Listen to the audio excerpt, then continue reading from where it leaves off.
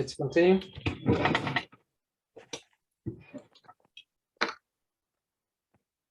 Hydraulic grid line and energy grid line. Excuse me, doctor. Yes. The formula for pump power, shall it differential pressure? I believe it should, right? Differential pressure. We multiply gamma by Q by head of the pump. Yes.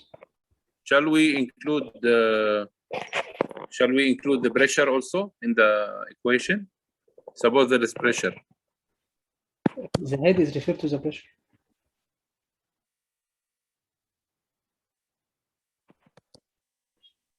As we know that we have to. I mean, suppose you have head, static head, but you have pressure, dynamic pressure. No, only here for the power is only including for this one.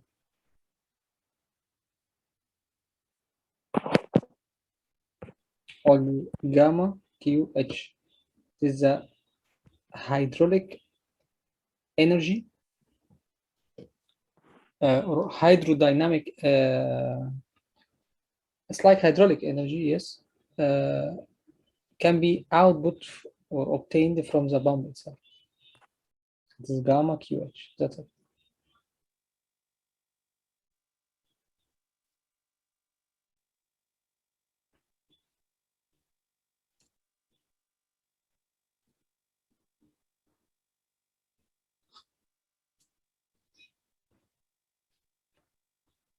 Back to the question we solved with the second session for pitted tube. You remember the two pipes, one is measured static and the other one is measured total what? Total energy and static energy or pressure. Okay, so first one is measured static pressure. So this one is referred to static pressure. As this. And the other one here referred to the total energy or total pressure or total head. We can say this is static head, this is total head, static head, and this is total head. Okay, next after some space, after some distance, we measure again. This is going to be decreased due to what? Due to friction. Due to what? Friction. It means losses. Due to losses, the energy is decreased. What is decreased? The total losses decrease and the static also decrease. When you go continue, still is this decrease and this decrease. Continue, this decrease and this decrease. Let me give you some notes for this. What is this notes actually? First note, check with me. The point of total energy here, total head. This is total head. If you continue by this line, this line is said energy grid line. So energy grid line, this is referred to what? Referred to total head. This is clear, okay. And as you see, this one is linear. Other one here for static. So it said hydraulic grid line. So hydraulic grid line referred to what? Static head. So we have two lines, energy grid line and hydraulic grid line. The distance between these two, it's like minus, like difference between total and static. Refer to what? Total minus static. Refer to dynamic. So all the time, the difference here refer to dynamic, which is equivalent to V square over 2G. You remember this? H dynamic refer to what? V square over 2G. From where all this H static plus H dynamic equal H total. Also, B over gamma plus Z plus V square over 2G equal constant. This is one static, this is one dynamic, this is one total. You remember now? So all the time this distance is referred to the dynamic, and this not a change. All the time? Ever? No. Not a change if the diameter not a change. because diameter and the velocity is inversely proportional direct. So if the diameter change, this velocity change. What I mean from that, just check with me this profile here. If the pipe it's continue like this, and suddenly it's going to be like this. So please draw the energy grid line and the hydraulic grid line. You take here at this one is dotted at the intersection. Here, this is what? This is energy grid line. And this is what? This is hydraulic grid line. What happened at this point? All the time, this distance is referred to V squared over 2G. Okay, for dynamic. But let's see here. What happened? Diameter decrease. So what happened for velocity? Velocity for sure increase. So the total, it will continue, not change it. Total is the total. Because this is a total, not go up and down. So this total is decreased due to losses, by the way, for the moving of the flow. But due to the velocity increase, what happened here? This is going to be increased like this, and to also continue again to be parallel. So it will be continue parallel again, but after the velocity increase. So this one, it will be V squared 1 or V dash squared by 2G. Okay? Okay, now this is what happened for energy grid line and hydraulic grid line. It's coming for the term, yes, it's coming for theoretical part. Friction loss. Friction loss, one of the important equation for the exam. Friction loss here, don't care about for this one. Just focus from here. This is not important. Darcy-Weber equation. Darcy-Weber equation is said H losses is equal to F L over D V square over 2G. Actually, this all the time we used for major losses. We used for what? Major losses. So HF, which is equal to F L over D V square over 2G. This is used for what? Major losses. Okay. This is what I said to you at the beginning of the session today. This is Darcy-Weber equation. And we have one general losses equation. What is general losses equation? This is including everything for losses. The first part, this related for major losses. The second part, this minor losses. This what? Minor losses. What is different? This major losses for piping. Any pipes. FL over dV square over 2G. So what is sum here? Because maybe sometimes the pipe is diameter change, the velocity change. Due to that, we have 1 and 2 and 3 and so on. Here, this is sum because according to how many elements you use. Sometimes we have, for the same problem, we have T and elbows and so on. So we have K1 and K2 and so on. So this is K, this is a factor for the equipment in the pipeline, like elbow, like valve, like anything like this. Okay, so this is the equation for minor. You tell me which one is important? Actually, all this equation is important. In the exam, sometimes the problem just ask for losses this part alone, like Darcy-Weber. Sometimes ask for only minor. Maybe we see together in the exam 3 or 4. I bring it one equation from the exam related for that. Sometimes is you need to apply for both, not one. So this coming with different shapes. Okay. K, by the way, it's given for the exam. It's not go for anywhere to get it because this get it from tables. F is as the same because it's get it from chart. So F and the K it should be given. What is the dimension of Darcy's fraction factor, which is referred to F? F is actually dimensionless. Water at 25 degrees C is flowing through a 1 kilometer long GI pipe of 200 millimeter diameter at a rate of 0.07. So Q is 0.07 and diameter is equal to 100. And L is equal 1 kilometer. And the friction factor starts variable is 0.02. Density is equal 1000. Pumping power, kilowatt. So pumping power is equal what? Gamma Q H pump. So gamma is rho G. So 10 to the power 3 multiplied 9.8. Q is given, I think so. Yes, 0.07. So what's the remaining? H pump. We need to get H pump. How to get H pump? Let's see.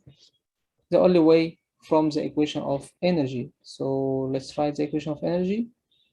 B over gamma plus Z plus V square over 2G plus H pump equal P over gamma plus Z plus V square over 2G plus H losses. This is state 1. This is state 2. Actually, we don't have any information for state 1 and state 2. So we consider the pressure is the same, Z the same, velocity also the same because the diameter not a change. So H pump is equal exactly H losses. What is losses here? F L over D V square over 2G. That's the survival equation. So H pump is just to cover the losses equal F 0.02 L 1 kilometer D 200 millimeter V G. This is VG. V, we don't have V, so we'll get it V by Q over area. So equal 0.07 divided by over 4.2 square. This is V. And put it here square to get it H pump. Once you get H pump, just substitute it here to get power. I just go for get it what?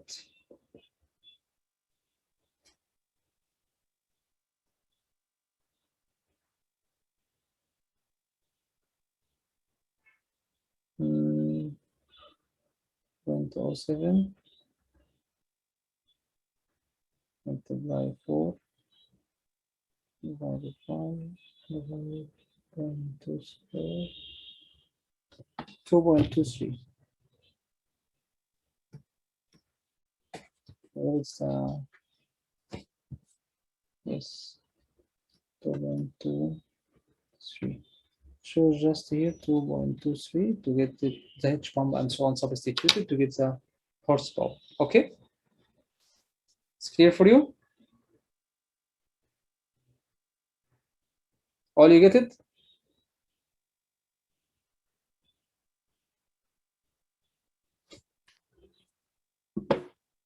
Let's go for next. Just read this problem. Hello. Yes. So for temperature, why it is given temperatures are there? Extra information. Normally temperature given to get the density and so on, just to complete picture for the problem, but extra information by the way.